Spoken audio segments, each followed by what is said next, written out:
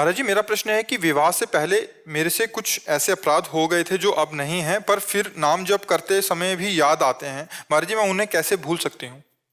हाँ, भगवान से प्रार्थना कीजिए।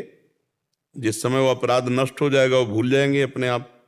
जब तक वो अपराध नष्ट नहीं होता तब तक वो दिमाग में छाया रहेगा। उस अपराध का नाश नाम जप से ही होगा, भगवान से ही प्रार्थना कीजिए। और जिस दिन वो अपराध नष्ट हो गया तो तुम्हारी स्मृति ही नहीं जाएगी, उधर स्मृति में ही नहीं आएगा। तो और नाम बढ़ाइए और भगवान से प्रार्थना कीजिए, भगवान क्षमा कर दें तो सारे अपराध क्षमा। भगवान कहते हैं ना, अहम त्वाम सर्व पापेभ्यो मोक्षयिष्यामि मा शुचः, मैं तुम्हें समस्त पापों से मुक्त कर दूंगा, तुम केवल मेरी शरण में आ जाओ, मेरा चिंतन करो। तो भगवान के आश्रित होकर भगवान का नाम जप करो और भगवान से प्रार्थना करो, वो तुम्हारे अपराधों को, पापों को क्षमा कर देंगे। और पाप क्षमा का मतलब वो तुम्हारी स्मृति में ही नहीं आएगा, खत्म हो जाएगा। मंगलमयी, सुखमयी, पॉजिटिव चिंतन होने लगेगा।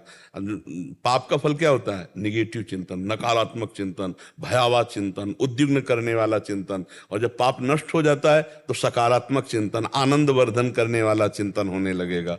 ये जैसे डिप्रेशन में पहुंच जाते हैं ना, ये अपराध है, पाप है।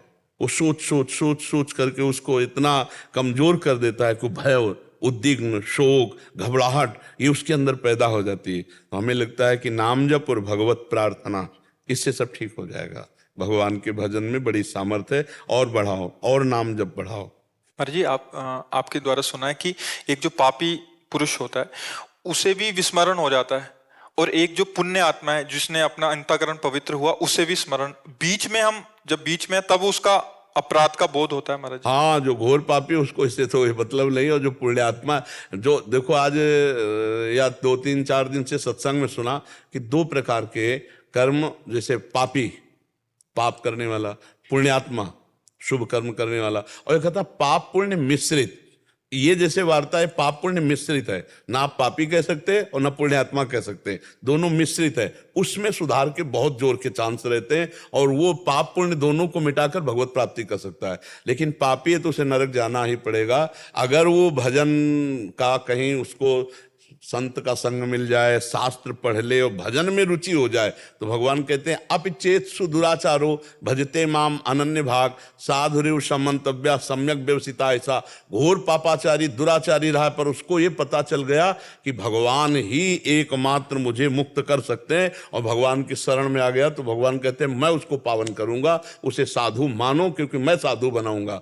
और एक होता पुण्यात्मा जो स्वर्ग आदि भोगों का भोग भोगते हैं, और फिर यहाँ पुण्य पुरुषों के यहां जहां खूब धन, वैभव, ऐश्वर्य, भोग विलासिता है।